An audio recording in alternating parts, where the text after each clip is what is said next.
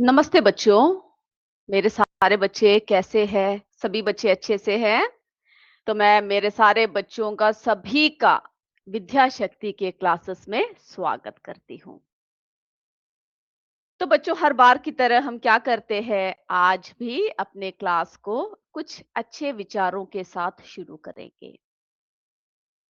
तो आज का जो विचार है, हर दिन कुछ नया सीखिए, ज्ञान को अपनी ताकत बनाइए, भविष्य उज्जवल बनाइए।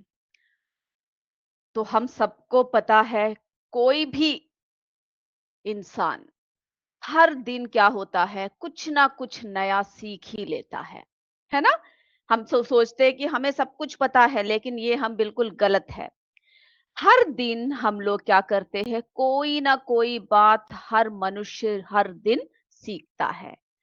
तो जो बातें हम लोग रोज सीखते हैं, उसको हमें क्या करना चाहिए, अपनी ताकत बनाइए उसको। यानी जितना ज्ञान हमारे पास है, उन सबको हमें जो है हमारी एक ताकत के रूप में हमें इस्तेमाल करनी चाहिए। जिससे क्या होगा, हमारा जो भविष्य है वो बहुत ही उज्जवल बनेगा।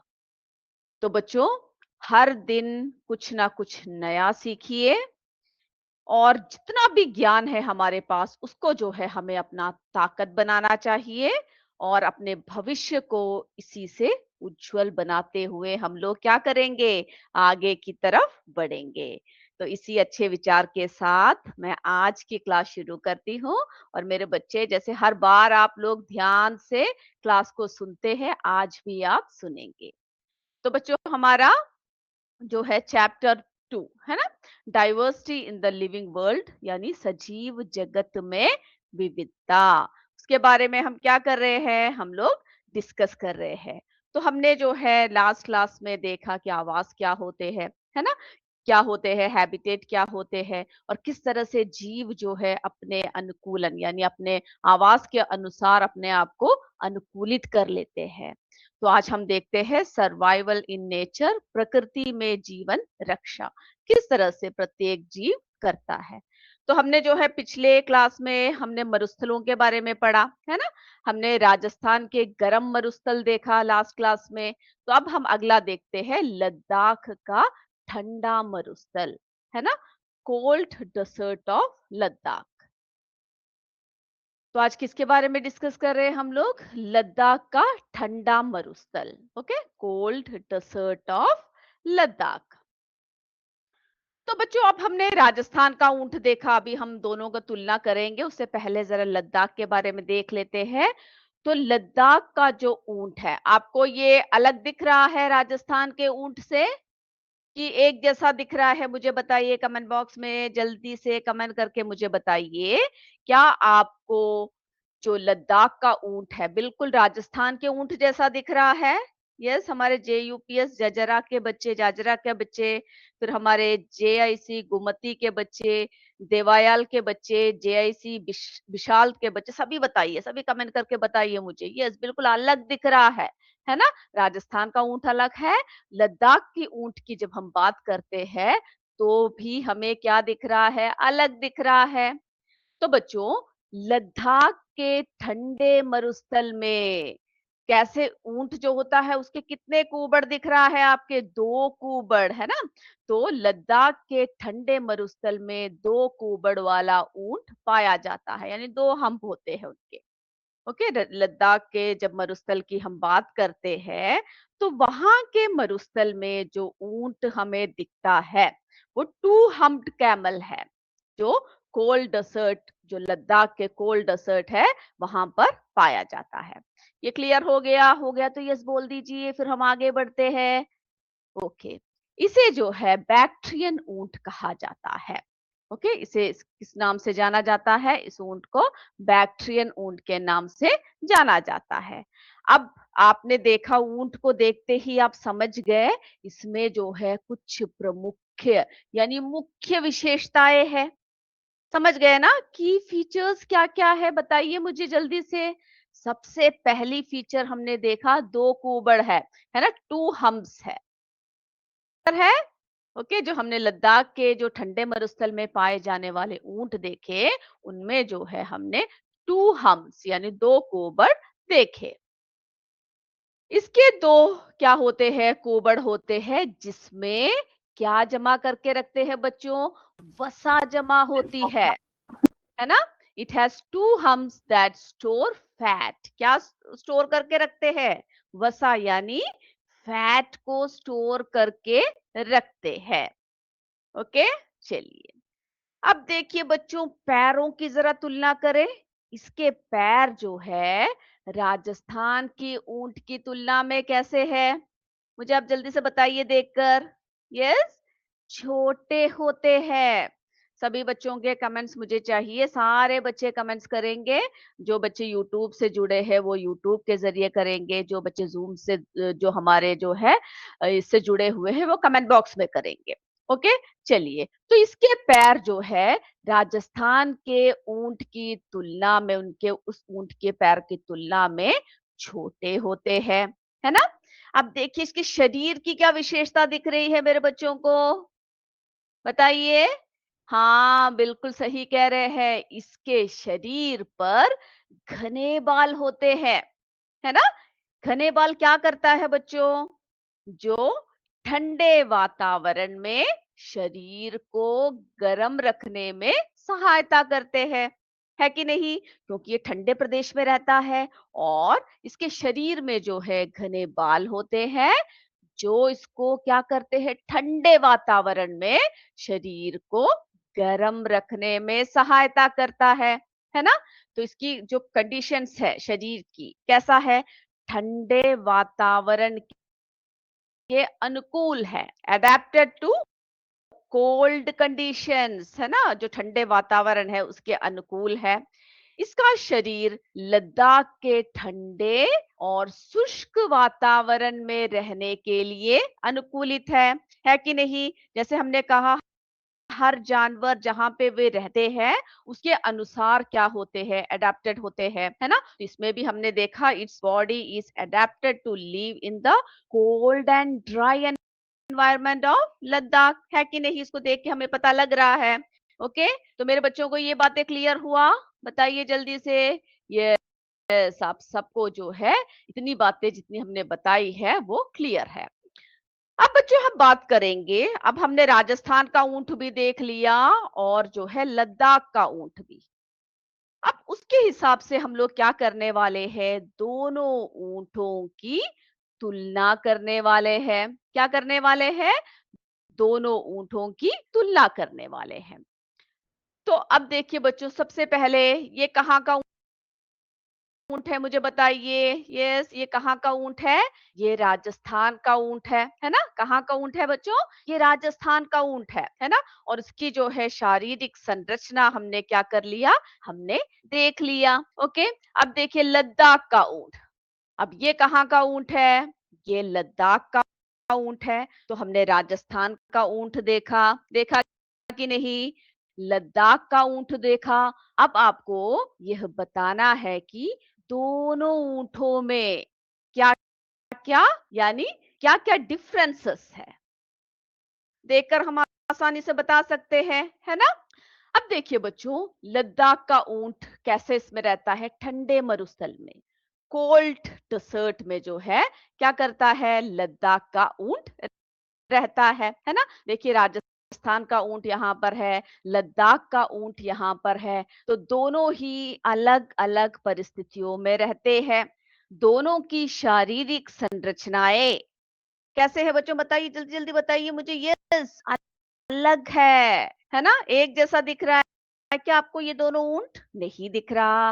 दोनों ऊंटों की शारीरिक संरचना जो है वो बिल्कुल एक दूसरे से अलग है।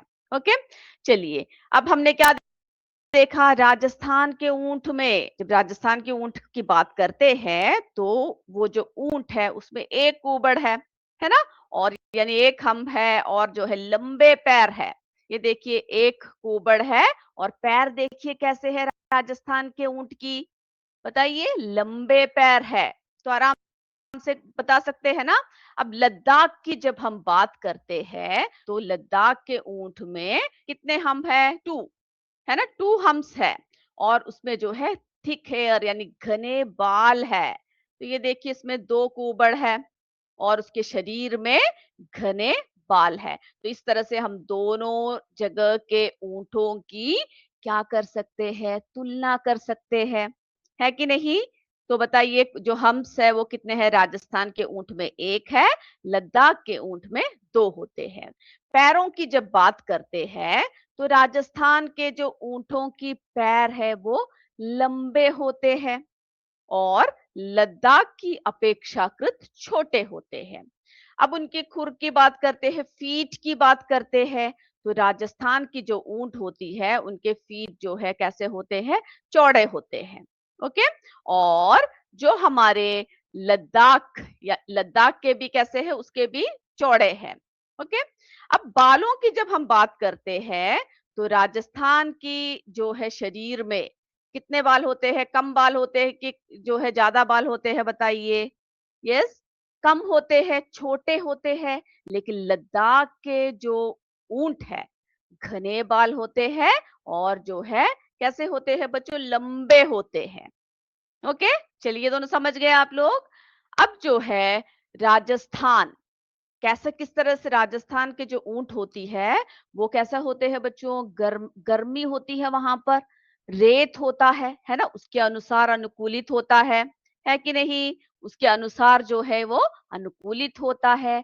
लद्दाख में ठंड पड़ती है, बर्फ होती है और लद्दाख का जो ऊँट है, वो उस मौसम के अनुसार अपने आप को क्या करते हैं? अनुकूलित करके रखता है। तो अगर आपसे दोनों ऊँटों में क्या किया जाए, अगर आपको डिफरेंस देखने को बोले या डिफरेंस लिखने को कहा जाए, तो आप क्या कर सकते हैं बच्चों? आप लोग जो है आसानी से बता सकते हैं कि इन दोनों ऊँटों में क्या है, क्या-क्या फ़र्क है। ओके? ये बात सभी को क्लियर हो गया? हमने जो है दोनों ऊँटों की तुलना किया, राजस्थान का ऊँट कैसा होता है और लद्दाख का ऊँट कैसा होता है। चलिए अब अगले टॉपिक की तरफ चलते हैं। भोजन की कमी में ऊंट। हमने देखा है हर बार जो है ऊंट को यानी ऐसे ऐसे मौसम वाले प्रदेश में रहते हैं कि क्या होता है? भोजन की कमी होती है ना? तो भोजन की कमी में ऊंट कैसे जीवित रहता है? बताइए मुझे। तो बच्चों हमने देखा मरुस्थल में भोजन जो है हमेशा क्या नहीं होता है? आसानी से उपलब्ध नहीं होता है ना? वहां पर क्या होता है? जो भोजन है, भोजन आसानी से उपलब्ध नहीं होता। फिर क्या होता है? इसीलिए ऊंट के शरीर में ऐसी विशेषताएं होती है ना? ऊंट की जो शरीर होता है, इसीलिए क्या होता है? ऐसे फीचर्स होते हैं जो उन्हें क्या करते हैं? कठिन परिस्थितियों में जीवित रहने में सहायता करती है ना? तो हमने देखा जो ऊंट है, ऊंट के शरीर में है ना, camel's body has such features that help it, किसमें हेल्प करते हैं? सर्वाइव इन डिफरेंट कंडीशंस, हर कंडीशंस में कठिन परिस्थितियों में सरवाइव करने के लिए सहायता करते हैं। फिर वे अपने कोबड़ में क्या जमा करके रखते हैं? वसा संग्रहित होता है ना? जो उन्हें जो है अपने यानी जब उनके पास भोजन नहीं होता तो इसका इस्तेमाल जो है वो कर सकते हैं। तो उनके कोबड़ में यहाँ पे क्या होता है बच्चों? वसा संग्रहित होता है और यह वसा आवश्यकता पड़ने पर क्या प्रदान करती है? बताइए। वो जो है ऊर्जा प्रदान करती है ना? हम लोगों को शरीर में एनर्जी किससे मिलती है? बोलिए। बिल्कुल सही कह रहे हैं मेरे बच्चे, भोजन से मिलती है। यस, हमारे जेयूपीएस जजवारी के बच्चों ने बता दिया है भोजन से। यस, जेयूपीएस जजवारी के इसी तरह से सारे बच्चे मुझे बताइए, सभी के कमेंट्स मुझे दिखना चाहिए। ओके? आप लोग जब क्लास देखते हो तो आपके स्कूल के नाम से यूट्यूब में है तो यूट्यूब में कमेंट बताइए, नहीं तो चैट बॉक्स में है तो आप उसमें भी बता सकते हो। मैं सभी कमेंट्स को देखती हूँ। ओके। तो वसा आवश्यकता पड़ने पर ऊर्जा ये क्या करती है? ये वसा आवश्यकता पड़ने पर ऊर्जा प्रदान करती है ना? ऊंट क्या करता है बच्चों? उपलब्ध वनस्पतियों को खाकर जीवित रह सकता है। यानी जो भी वनस्पतियां उसके रास्ते में उसे मिल रहा है ना? उन सबको खाकर क्या कर सकता है? जीवित रह सकता है। और उसका शरीर जो है क्या हो सकता है बच्चों? उसका शरीर पानी की कमी वाले परिस्थितियों में रहने के लिए अनुकूलित होती है। ओके, उनका शरीर कैसा होता है? अगर पानी की बहुत कमी है ना? रेगिस्तान में पानी की कमी होती है तो क्या होता है? उसमें भी पानी की कमी वाली परिस्थितियों में रहने के लिए भी अनुकूलित होती है। ओके, क्लियर हुआ ये सारी बातें सभी को? यस। ओके, मेरे बच्चों को बिल्कुल क्लियर हो चुका है। अब बताइएगा। ओके, चलिए, तो हमने देख लिया अभी अनुकूलन क्या है ना? क्या है अनुकूलन? आपने जो इतने सारे चीजों को देखा उसके हिसाब से आप मुझे बताइए अनुकूलन क्या है? What is adaptation? क्या समझते हो बताइए? तो बच्चों, अनुकूलन यानी एडेप्टेशन जो होता है किसी जीव की ऐसी विशेषता है, किसी जीव की ऐसी विशेषता है जो क्या करता है? ये हमारे जीजी यूपीएस सिडौली के बच्चे भी बोल रहे हैं, बहुत बढ़िया। जेआईसी बिशात के बच्चे, जेयूपीएस बंजारा वाला के बच्चे, सारे बच्चे बहुत ध्यान से बैठे हैं, मेरे जितने भी सुन रहे हैं, और सभी बच्चे जो है हमें बता रहे हैं बातें। ओके, तो वो क्या करता है अनुकूलन? जो उसे अपने परिवेश में क्या करता है बच्चों? अपने परिवेश में जीवित रहने में सहायता करती है। ओके, क्लियर हुआ सभी को? जो जैसे हमने ऊंट को देखा, वो अपने परिवेश में उसके हिसाब से जीवित है। तो which helps it to survive in its environment, अपने जो है परिवेश में जीवित रहने में सहायता करते हैं। उदाहरण हमने देख लिया, नागफनी का पौधा, है ना? नागफनी का पौधे में हमने क्या देखा? उनमें जो है क्या होता है? कांटे होते हैं, है ना? तो पानी बचाने के लिए कांटे, और जो है क्या होता है बच्चों? मोटे तना होता है। ओके, कैसा होता है? उनमें जो है थ्रॉन्स होते हैं और थिक स्टेम होते हैं जो पानी को कंजर्व करते हैं। राजस्थान का ऊंट देखा, लंबे पैर होते हैं, है ना? और चौड़े पैर जो है, चौड़े जो फीट्स होते हैं उनके, वो गर्म रेत पर चलने में उसे सहायता करती है। लद्दाख का ऊंट देखा हमने, घने बाल होते हैं, ठंड से बचने में जो उसकी क्या करता है बच्चों? सहायता करता है ना? चलिए, फिर हमने जो है देवदार के वृक्ष देखे जो शंकाकार होते हैं, है ना? शंकाकार के होते हैं, और झुकी जो उसकी शाखाएं होती है वो बर्फीली क्षेत्र में रहने में उसकी सहायता करती है ना? तो हमने देखा किस तरह से एक-एक जगह जो है किस तरह से अनुकूलन होता है। अब अनुकूलन जो है पौधों और जंतुओं की क्या है बच्चों? कुछ जो है ऐसी विशेषताएं है ना? अनुकूलन अनुकूलन पौधों और जंतुओं की ऐसी विशेषताएं है, यानी ऐसी विशेष विशेषताएं है जो क्या करता है? जो उन्हें किसी विशेष परिवेश में, है ना? जो उन्हें किसी विशेष परिवेश में, हैबिटेट में जीवित रहने में क्या करता है?